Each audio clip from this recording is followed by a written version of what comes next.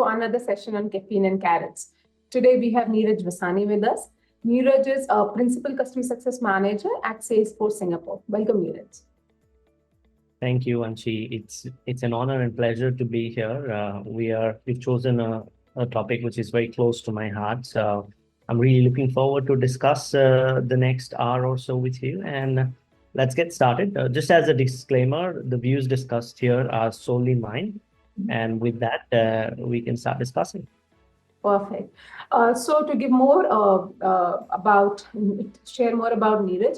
Niraj has been managing enterprise and strategic customers for several years now. So we thought nothing better than understanding strategic customer management from Niraj directly. With that, let's straight dive into the first question.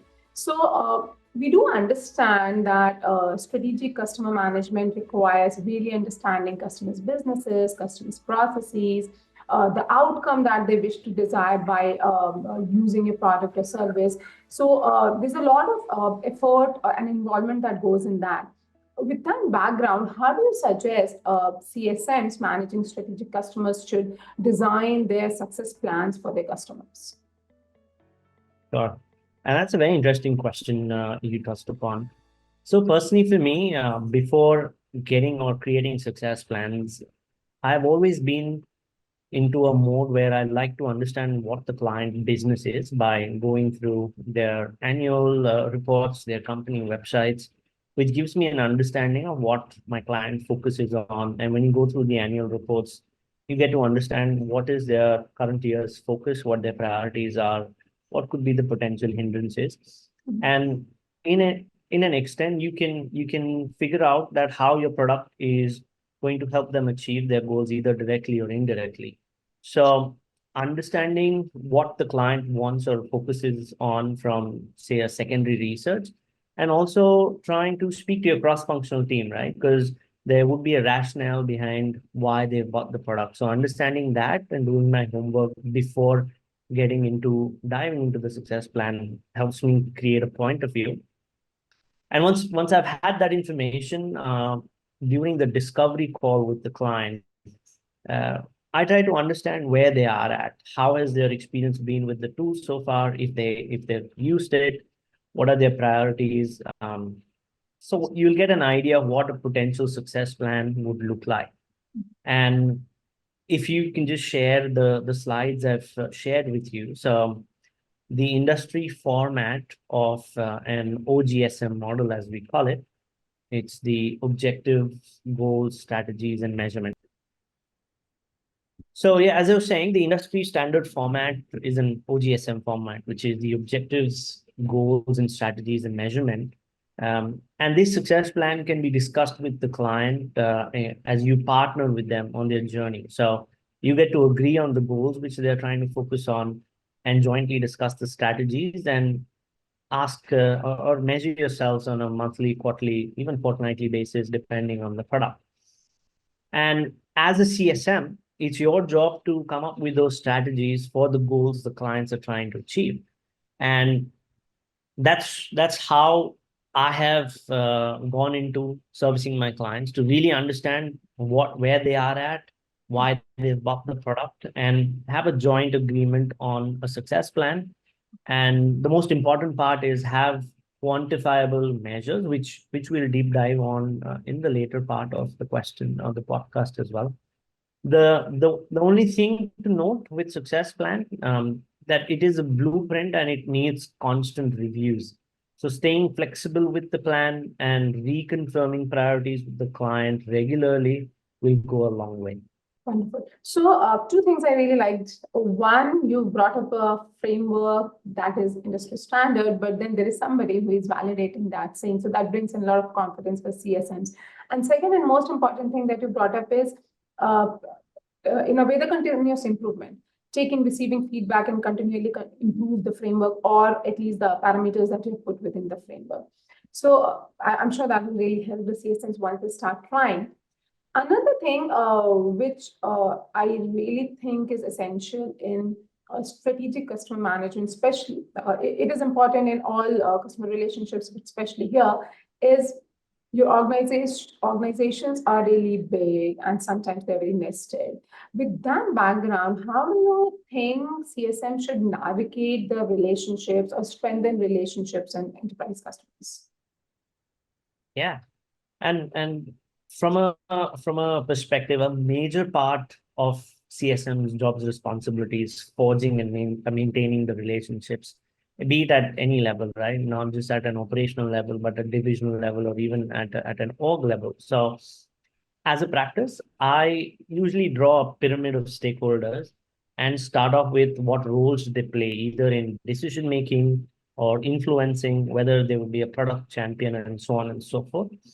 And once we've identified and we've mapped of who the stakeholders are, if there are any gaps, etc., then you as an account team can divide and conquer of who needs to be mapped, or if we have mapped them, what needs to be done to make sure that, hey, we're doing the right things from a client's perspective. We're trying to understand what their KPIs are, and our products are helping them uh, achieve their goals as well. So from a relationship standpoint, I go with the pyramid style from a client perspective. I'd also like to have a similar map of internal stakeholders. And why is it important? Because it takes a village to make the client successful. So it definitely helps to understand how your internal cross-functional team works, because there will be times where it's not just you trying to interact with the client or solve a client problem. You will require an expert or professional services or even partners for that matter. So personally, for me, I think it takes a lot of weightage in a CSM's responsibility bucket for maintaining and forging these relationships, and they're supremely important for anybody to be a successful customer success manager. Wonderful. Very handy tools. I think you're talking about the pyramids, not only for the customer stakeholders, but also for internal stakeholders. Lovely. We talked about the success plans. We also talked about relationships. Now, let's talk about a little bit about quarterly reviews, where I think all of these things will come alive. So what are your Yep. thoughts or tips on running successful quarterly business reviews? Sure. Okay. So as we discussed the OGSM framework, quarterly business reviews or business reviews as such are an extension of your success plan. And if you focus on the measurement piece, which are quantifiable benchmarks on your progress, and these are your markers to tell you whether you are going on the right track to achieve the client goals or not. So starting off with the OGSM framework, I would draw my business review. And if you move on to the next slide, I've come up with a sample sort of a review plan for, say, Ford Motors. And if you follow the same format, what could be the objective for Ford Motors? To develop the first affordable car. That could be the potential thought when they started with the process of, okay, let's make a car which is affordable. And I'm sure there's a customer success manager who potentially was working with them saying, hey, what are your goals? How do you want to be measured? And it is at this point in time when you become not just we will come to the advisor piece, but you become an excellent listener from a communication standpoint to really understand what is going to help them achieve that objective of developing the first affordable car. So let's dive into what goals potentially Ford would have had when they were trying to build the first affordable car. So the first one is to be able to manufacture 1,000 engines per day. That's a goal which they've set, which is fantastic. And the second one would be to assemble, say, 9,000 cars per day. And the third one would be obtain less than 5 serious defects per 1,000 cars. Now that you know what the client is trying to achieve, I think the strategies piece from a review standpoint is you will put into place these strategies saying, hey, we need to implement the mass production system in the assembly process. We need to assign each operator as few simple tasks as possible. And you need to have strong collaboration with the supplier to make sure these goals are achieved. And this would be agreed upon with the client at the start of the contract, in best case scenario. Even if not, whenever you get a chance to discuss these. And measurement is where you start working with the client in a review piece. So let's say you started working with Ford in Jan. Come March, you will sit down with the executives and say, okay, are we trying to, or are we achieving the 1,000 engines per day sort of goal? And what are the measures which we were looking at? We were looking at automobiles manufactured per day. If it's hitting 1,000, there is a green check mark. Or engines manufactured per day. If it's in 1,000, we'll have a green check mark. Let's look at the assembly piece, right? We're not hitting the 9,000 mark, but we are, say, about 8,200. So we're at amber, meaning there's still work to be done. And in terms of the defects, probably there's about 20 or 30 defects per 1,000 cars. So then there's a red, and you discuss what's causing these red, amber, green, or why are we hitting the measures or not. And from a review standpoint, the strategies which you have put in place as a customer success managers, it's a review of your work, whether those strategies are working or not. And personally, for me, whenever I have worked with, especially with the mature client as a practice, I would send a review deck prior to our scheduled meeting. So all the stakeholders have had a look at the data, which we have come up in the last 3 months or so. So we spend time focusing on the slides the clients are interested in and discussing what's important, rather than the whole deck just being a data dump. I personally am interested in the so what. This is the data. Okay. If it's working, great. If not, how can we pivot strategies to make sure we're achieving those goals? Wonderful. So wonderful. Again, several nuggets here. I really like that your expression of QBR is mostly around outcomes, the goals. And you also talked about red, amber, and green. So the way one has been progressing on those outcomes or the goals is what makes a lot of sense. And lastly, this I think often many people miss out. So what I think I have come across is I see while people are very aware that they have to talk about goals, they have to put a measure to it. Sometimes it is not really possible for them to put all that information and share. Sometimes it's a little subjective, which is understandable. So to whatever extent it is possible, you can share.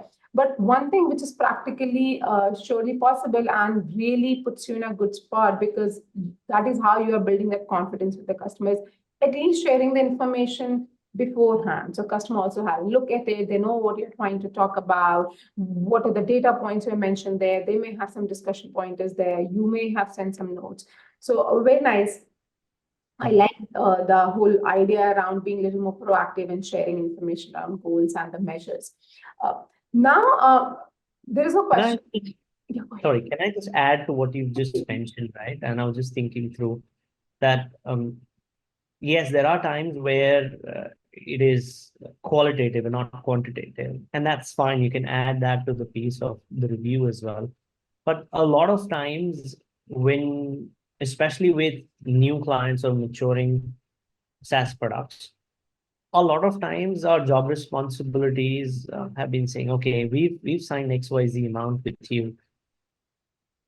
We will start training. And then I might be going back to creating success plans saying, okay, we'll do training, right? But it's also our job to ask them, if we do the training, how is it going to help you achieve your divisional goals or business goals, right? And that's when you come to the quantifiable aspect, right? So if, let's say in strategies, you suggest that you'll do 6 trainings in 3 months, but the so what will always be missing. You could do trainings all year long, but what outcome are you tying to those training is of utmost importance, because at the end of the day, the person who's going to make decisions of whether to buy your product or not will talk about the ROI, whether they have achieved the goals or not. They might not look at the engagements we have done throughout the year, but what quantifiable outcomes did we achieve using the SaaS product? And that's why it's important to have quantifiable outcomes rather than qualitative stuff. I'm not saying it can't be done all the time, but yeah, I would say a permissible limit is 70% quantifiable and 30% qualitative, is a decent mix. Wonderful. Thank you for sharing that. If we extend a little further, so we do understand strategic customer success management is really all about it's a high touch engagement, really being involved with the customer, understanding the details, but then uh, how do you suggest we can, what kind of tools and technology or processes we can bring in that kind of help optimize this process in certain way at least, or what kind of automation we can bring in, what kind of playbooks can be used that kind of streamlines and optimize the entire process of strategic customer management? Fantastic. And you touched upon my favorite topic about strategies and making sure what are the processes do we leverage to make sure we're doing the right thing from the client's perspective, right? So again, going back to what we've discussed from a storyline perspective, where we've had a chance to study the goals of the client, we've had a chance to put together a success plan and a review piece perspective. From a strategy standpoint, it's that time for you to shine as a customer success manager to put these strategies into play. Now, there could be various plays or the engagements, I'd like to call it, be it on value realization, be it adoption of the tool, collecting use cases, tech health, and so on and so forth. And there could be organizations where they have pre-published playbooks for these kind of engagements. And if there are, fantastic. But as a strategic CSM, there is a chance for you to build these playbooks yourself. And if I were to give you an example, I remember in one of my previous roles, um, I worked with a lot of clients where we were doing pilot projects. And when I mean pilot, there was a limited amount of time, mainly about 1 to 2 months, where we would work with the clients on a smaller sort of product, which is being extended upon by my organization, and it was my job to make them successful. So if that 2-month period was successful and a client saw value, they would sign up for the whole year. And after working on, say, about 6 successful pilots, there was not really a playbook which was available for me. And that's a chance for any CSM to build their own playbook. So I decided that I'm going to publish a playbook where you would understand what the markers to look for when you're about to start a pilot program. Are there certain things in check for you to go with the pilot program? And once you've started, how are you progressing in this 1 or 2 months period? And are you ticking the boxes in terms of the quantifiable goals which you have put together with the client? And once we've made certain things successful, you realize that these 4 things or 5 things have to happen for any pilots to go successful. So it was then published from a pilot's playbook perspective, which was shared with a wider CS organization, and a lot of CSMs got to leverage it. So my stance on this, if there is a playbook, use it. If not, create one for yourself. Wonderful, wonderful. So I really like what you brought up, saying when you successfully ran through 6 pilots, that's when you decided to create a playbook, because now you know what the markers would be and how things would run and what are the kind of exceptions that you will see on the way. And this is precisely what I also share with my customers, that your playbooks cannot be perfect on day one. While you create that for your wider team to use, you will have to keep a watch to keep it optimal as an improve over a period of time. And after a certain duration, you will come to a stage where you say, I think now it works as we wanted it to be. So give it its due time for it to work the way you expect it to. Wonderful. So Now we are in the new year. I wanted to hear from you. How do you think customer success as a function or as a role will evolve in this year? Oh, where do I start? I have so many thoughts on this, but I'll try to stick to 3 points, um, which I've been discussing with my peers and leaders as well. And I think everyone's talking about AI and how it is going to change the world. Um, but we've started using AI in our own small capacities as an end user, and how it's going to play a pivotal role in products itself. So AI can be invaluable tool, especially when you're customer facing, right? Be it when you're trying to develop a real-time understanding of, hey, what does this client prioritize for this year?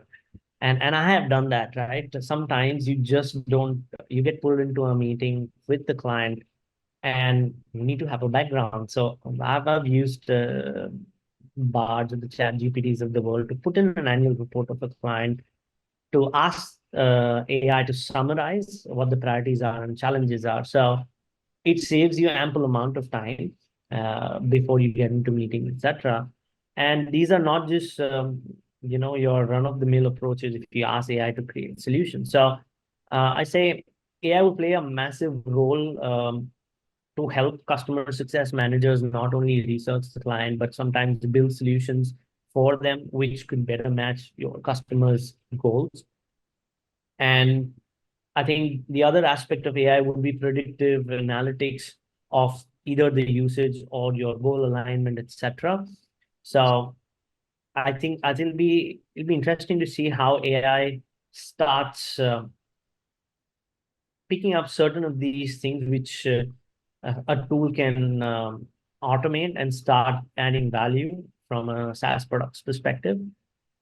The second theme I see is customer success, and I've already started seeing it. Customer success teams will be expected to take on expanded commercial responsibilities. I've already started seeing this happen with quite a few of organizations where customer success owns renewals and upsells.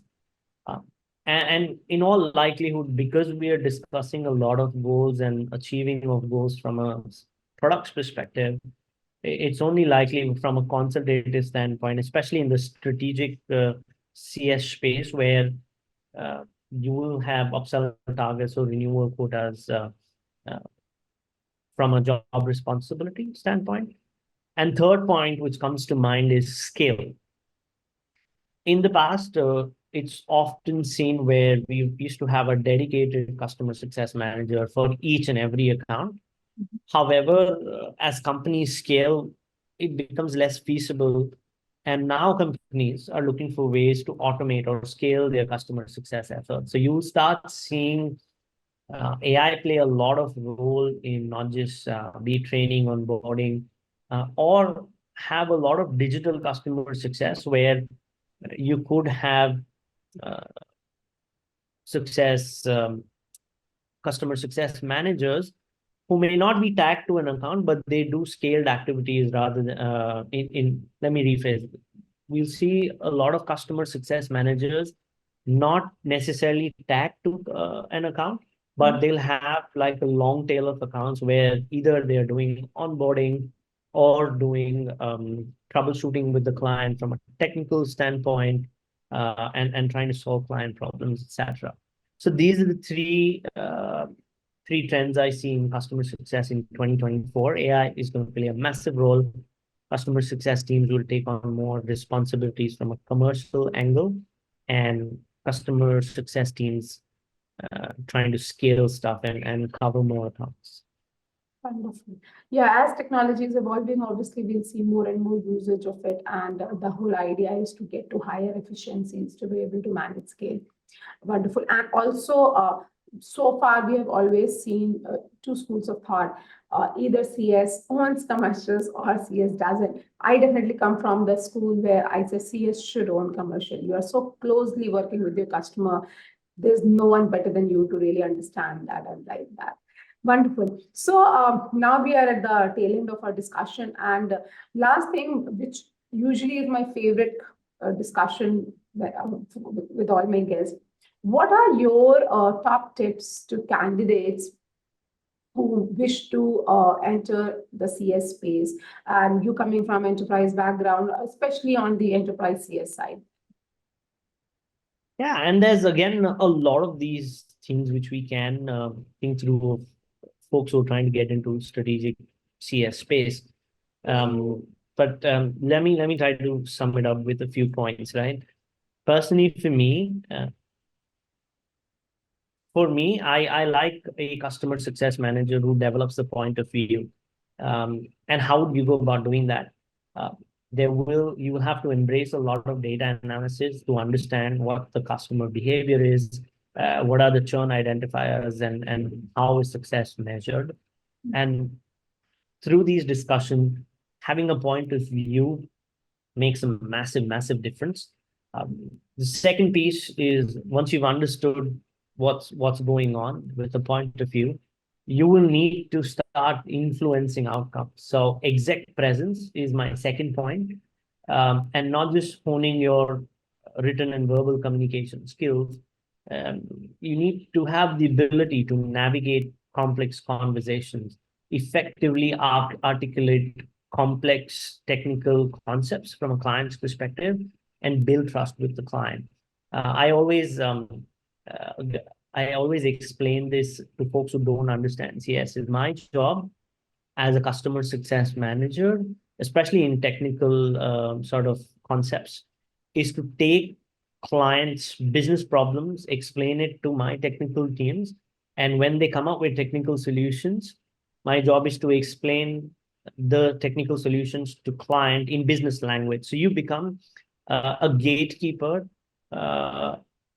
if I were to use the term, as a to make sure that the communication from the business to the cross-functional teams and vice versa are to a point where there's no miscommunication and the problems are solved. So I think that exec presence from a communication standpoint and understanding client problems is definitely a plus.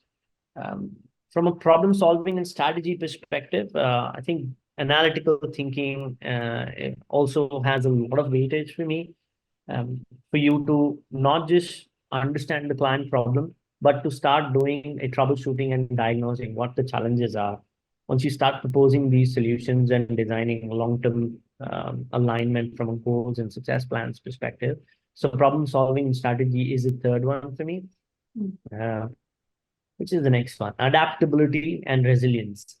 There are so many times that we'd be expected to handle unexpected situations. We will have to pivot our strategies based on the changing needs of either the client or the economic climate outside. So for you to navigate these challenges from an industry standpoint is supremely important. And I think the last point I'd like to make is collaboration with the teamwork, because I briefly alluded to the fact that it takes a village to make the client successful. So you should have the ability to work effectively with internal teams, be it product, be it sales, marketing, support, and make sure the client gets a holistic experience and the client is at the center of whatever we're trying to do. Wonderful. So you really brought in a lot of aspects here. So what I hear from you when you said, be able to communicate what business requirements the customer has and make sure the solution works. So all that really requires you to firstly understand what your product or service is offering. How is it going to help solve your customers' problems or help them achieve certain objectives? And that is when you would be confident enough and educated enough to be able to do that mapping, to be able to provide that or communicate that. Wonderful. So I think this is going to be a very, very heavy and full of information nuggets session that I think our audience will really love. So until next time, thank you so much. Thank you, Anshi, for again inviting me to this podcast. And as always, I'm really passionate about talking about customer success, and I could go on hours, but I think I've done a decent job to keep it brief.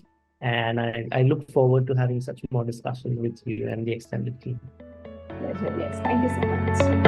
Thank you.